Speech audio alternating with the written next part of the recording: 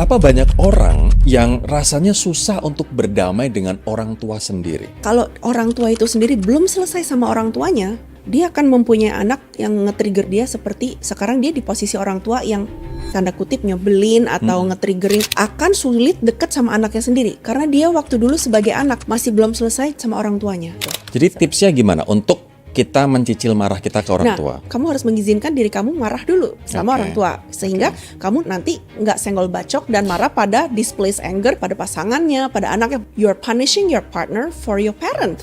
Jadi biasanya tuh yang lucu adalah kalau konseling, tolong dong anak saya problematis, tantrum di sekolah, dibully terus atau ngebully orang terus atau ada underperforming problem gitu ya. 9 dari 10 kasus menunjukkan bahwa itu problem orang tuanya antara pasangan si ayah dan ibu.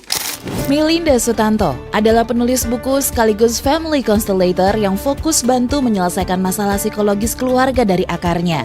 Lewat pendekatannya, ia mengajak kita ngelihat banyak konflik hari ini sebenarnya berasal dari luka lama yang belum selesai bahkan lintas generasi.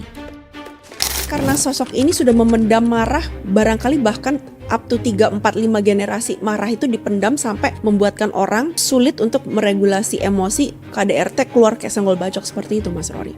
Jadi apa yang harus anak ini lakukan adalah mengembalikan entah dari doa, entah dari constellation, bilang marah ini yang bukan punya saya akan kembalikan ke orang tua bersangkutan dan leluhur yang bersangkutan.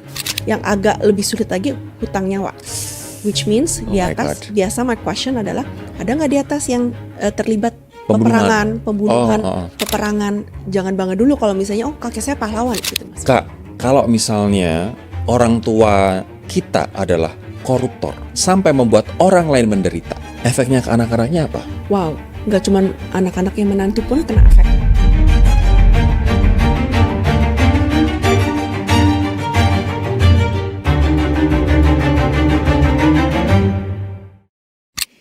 Episode kali ini akan banyak membahas soal luka, trauma, dan bagaimana kita sembuh. Nah, ini gue bagi menjadi 2 bagian. Yang pertama adalah luka dikarenakan orang tua kita yang akhirnya apa yang mereka alami zaman dulu diturunkan ke kita dan akhirnya menjadikan kita sulit menavigasi hidup. Sulit untuk hidup tanpa trauma yang diwariskan oleh orang tua kita.